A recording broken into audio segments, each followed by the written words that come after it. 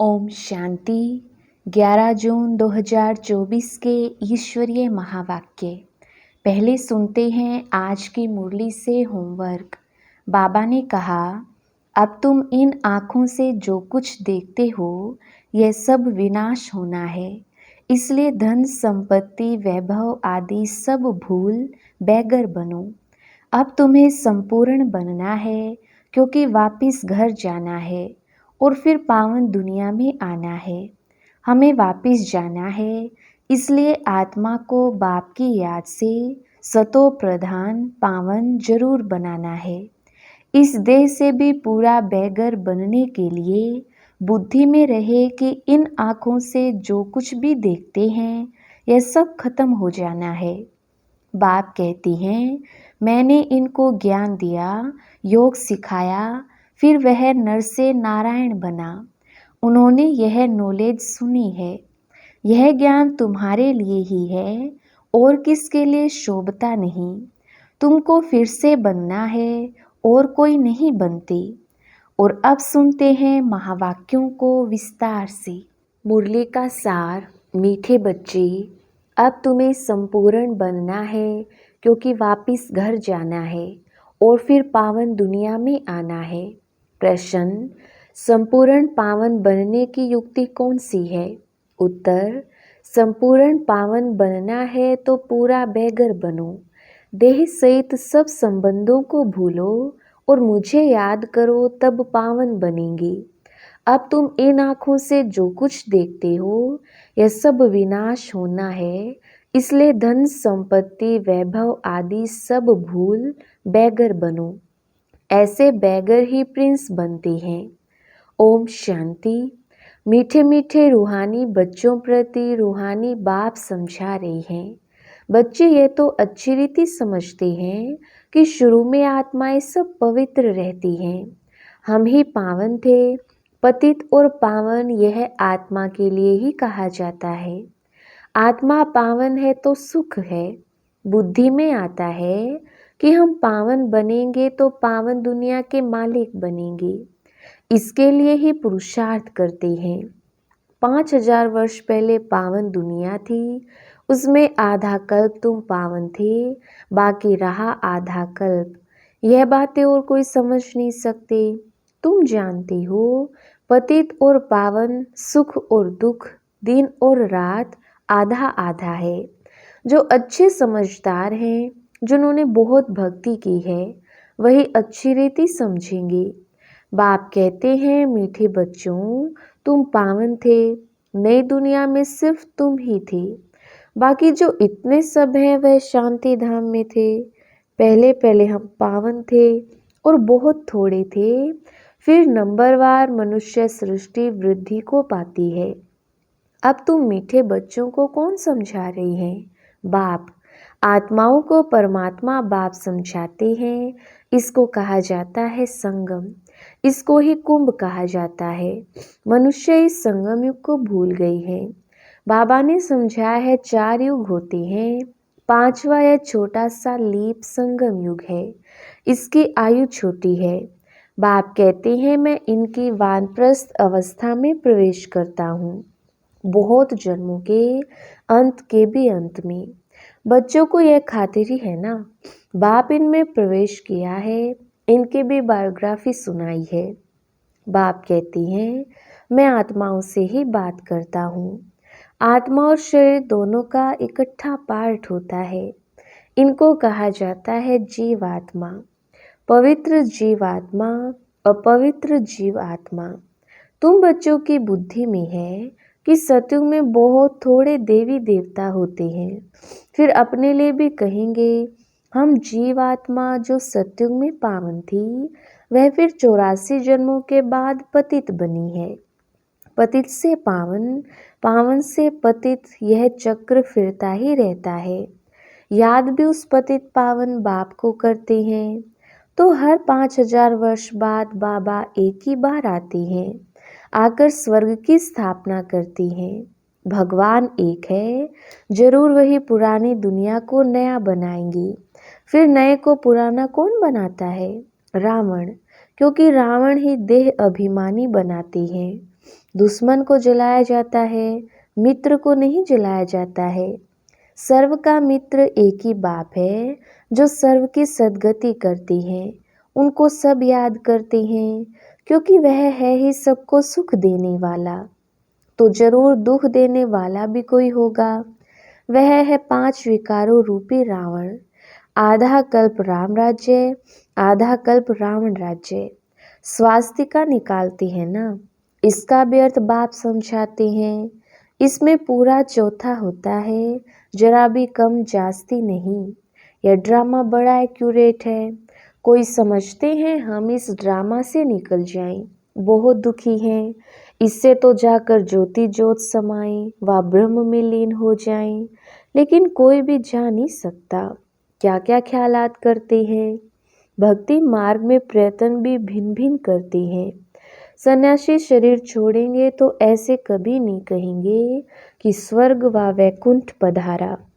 प्रवृत्ति मार्ग वाले कहेंगे फलाना स्वर्ग पधारा। आत्माओं को स्वर्ग याद है ना, तुमको तो सबसे ज़्यादा याद है। तुमको दोनों की हिस्ट्री ज्योग्राफी का पता है, और कोई को पता नहीं, तुमको भी पता नहीं था। बाप बैठ बच्चों को सब राज समझाते हैं।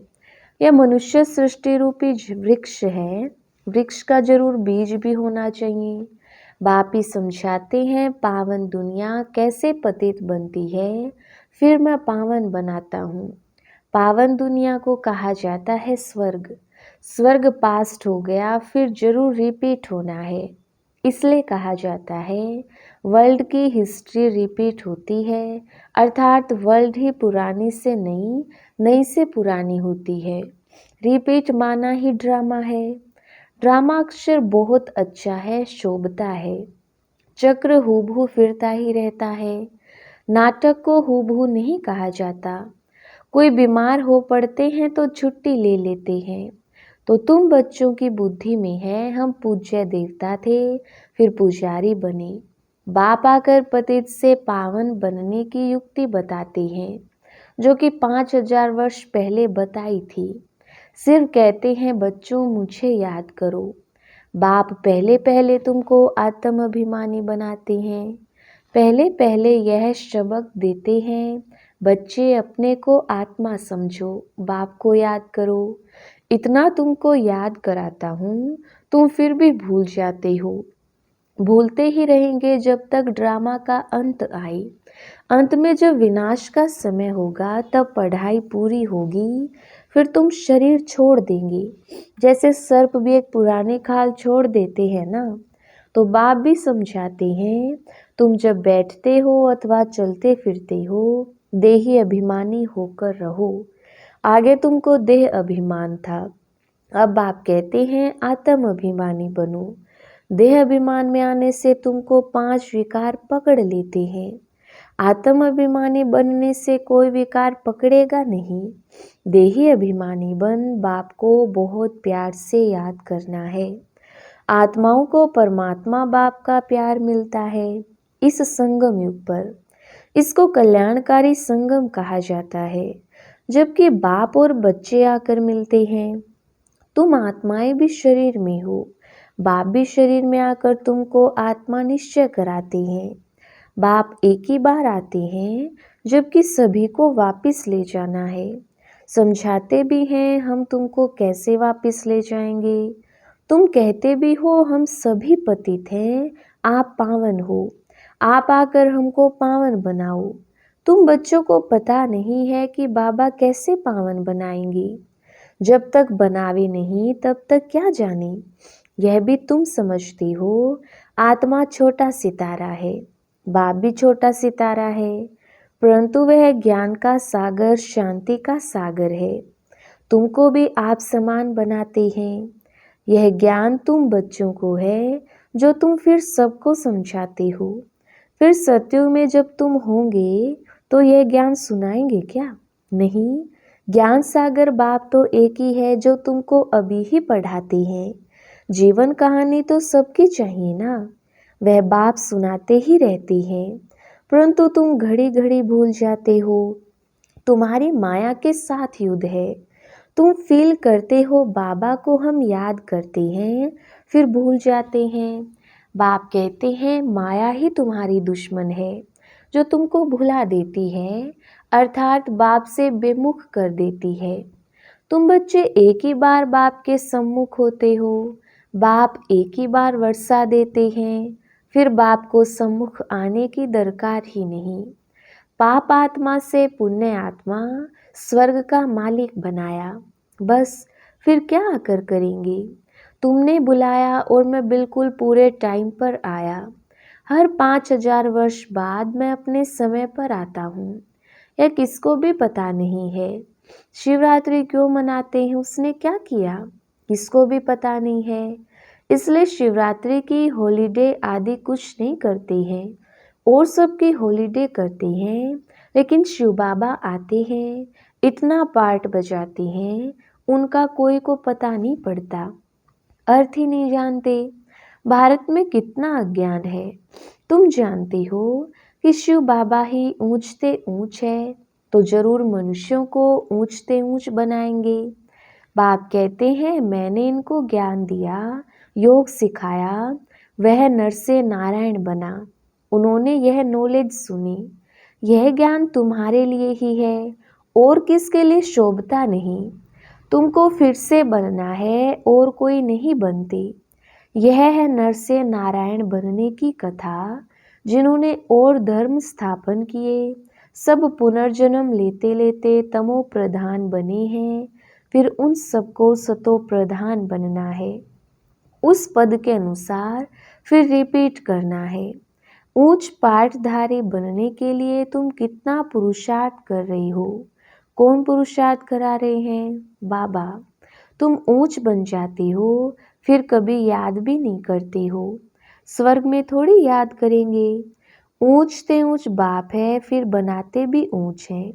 नारायण से पहले तो श्री कृष्ण है, फिर तुम ऐसे क्यों कहते हो कि नर से नारायण बने?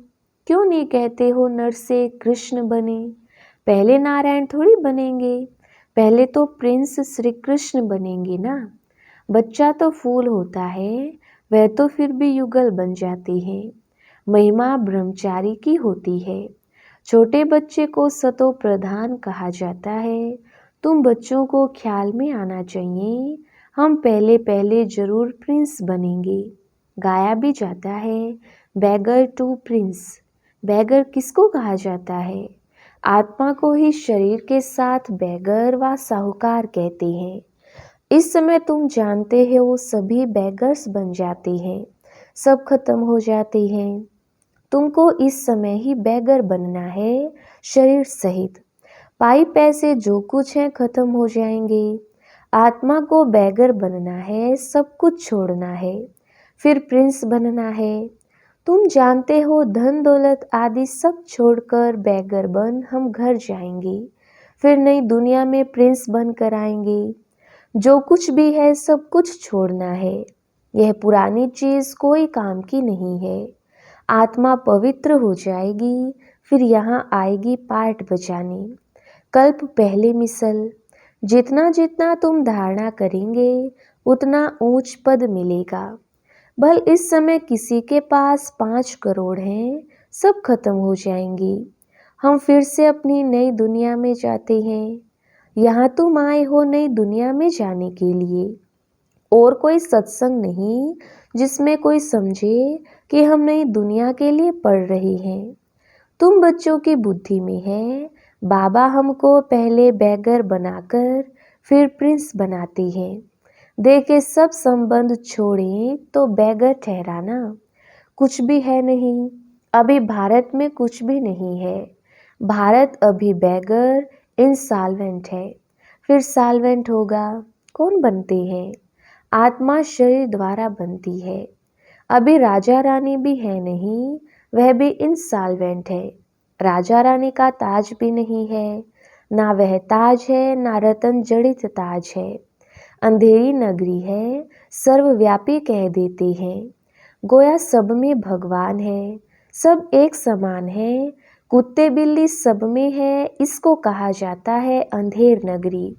तुम ब्राह्मणों की रात थी, अब समझते हो ज्ञान दिन आ रहा है, सत्युग में सभी जागती ज्योत है। अभी दीवा बिल्कुल डल हो गया है।